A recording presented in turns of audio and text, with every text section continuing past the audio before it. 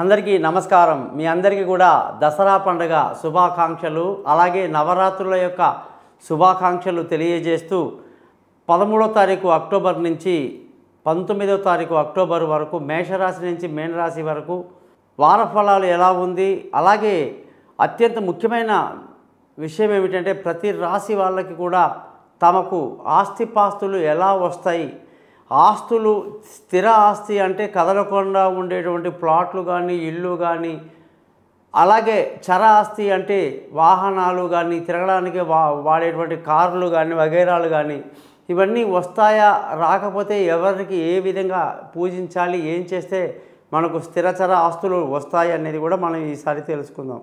ఈ వారం ఆదివారం నుంచి శనివారం వరకు, ధనిష్ట నక్షత్రం నుంచి భరణి నక్షత్రం వరకు, దశమి తిథి నుంచి విధియ తిథి వరకు కూడా ఈ వార ఫలాలు ఉంటాయని తెలుసుకోవాలి. ఈ వారం కానీ గ్రహాల పరిస్థితిని కానీ చూసుకుంటే వృషభ రాశిలో గురు సంచారము, కుజుడు మిథున రాశిలో సంచరిస్తూ, సూర్యుడు కన్యా రాశిలో 17వ తారీఖు వరకు 17 నుంచి మనకి తులారాశిలో సంచరిస్తున్నారన్నమాట. అలాగే బుధ శుక్ర గ్రహాలు తులారాశిలో సంచరిస్తూ, బుధుడు తులారాశిలో సంచరిస్తూ, శుక్రుడు వృశ్చిక రాశిలో సంచరిస్తున్నారు.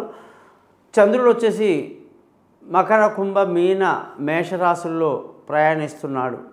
శని కుంభరాశిలో, రాహు మీనరాశిలో సంచరిస్తూ 12 రాశులకు వార ఫలాలు ఎలా ఉందనేది ఈ వారం డిసైడ్ అవుతుంది. ముఖ్యంగా మీరందరూ కూడా ఈ ఛానల్ని సబ్స్క్రైబ్ చేయడం మర్చిపోవద్దు, మీ జాతకాలని తెలుసుకోవడం మర్చిపోవద్దు. మీ పేరు, డేటు, టైము ఈ నెంబర్కి వాట్సాప్ చేయడం వల్ల మీ జాతకం మొత్తం రెడీ అవుతుంది. మీతో ఫోన్లో మాట్లాడి పరిహారాలు చెప్పి జాతకాన్ని 20 నిమిషాలు రికార్డ్ చేయిస్తాను, 50 పేజీలు పంపిస్తాను. మీరు ఎటువంటి సందేహాలున్నా కూడా నన్ను కాంటాక్ట్ చేయండి, నేను మీ జాతకం మీతో మాట్లాడతాను. గురుదక్షిణ సపరేట్గా ఉంటుంది. ఈ ఛానల్ని మాత్రం సబ్స్క్రైబ్ చేయడం మర్చిపోకండి.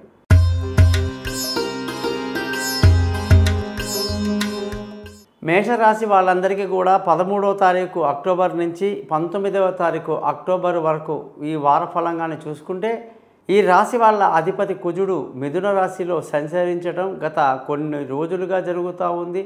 అది అలాగే కంటిన్యూ అవుతుంది, అక్కడ ఎటువంటి మార్పులు జరగట్లేదు. కాబట్టి మేషరాశి వాళ్ళందరూ కూడా ప్రతిరోజు నియమనిష్టలతో కొంత డిసిప్లిన్డ్గా జీవితాన్ని ప్రారంభిస్తే మంచిది.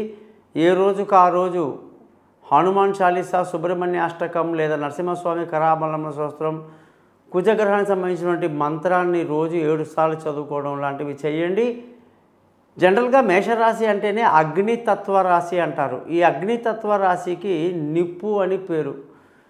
అందుకే మేషరాశి వాళ్ళంటే చాలామందికి కోపం ఎక్కువ.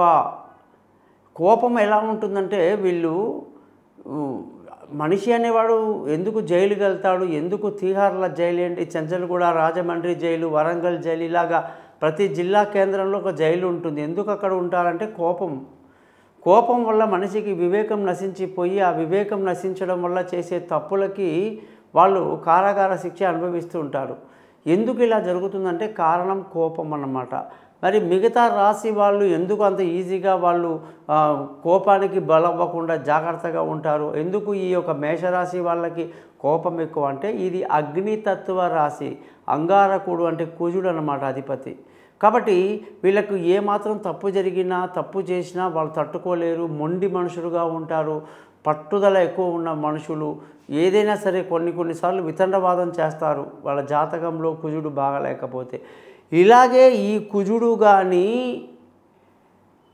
నిప్పు మీద కానీ ఉంటే, కుజుడు అగ్ని మీద కానీ ఉంటే 2 ఫైర్ అయిపోతుంది. ఆల్రెడీ అగ్నితత్వ రాశిలో ఉండి ఏ సూర్యుడి మీదో ఏ ధనుసు రాశిలోనో కుజుడు ఉన్నాడనుకోండి, సింహరాశిలోనూ, అప్పుడు విపరీతమైన కోపం, చిటపటలు ఆడుతుంటారు. అసలు వాళ్ళతో మాట్లాడడం కూడా కష్టమే, అంత కష్టమైనటువంటి పరిస్థితి అన్నమాట. కాబట్టి ఈ తత్వం ఏదైతే ఉందో అగ్నితత్వాన్ని తెలుసుకొని మనం కూల్గా మెడిటేషన్ లాంటివి చేసుకోవటం మంచిది. ఈ రాశి వాళ్ళందరికీ కూడా స్థిరచర ఆస్తి బాగా ఉండాలి అంటే చంద్రుడి యొక్క అనుగ్రహం ఉండాలట.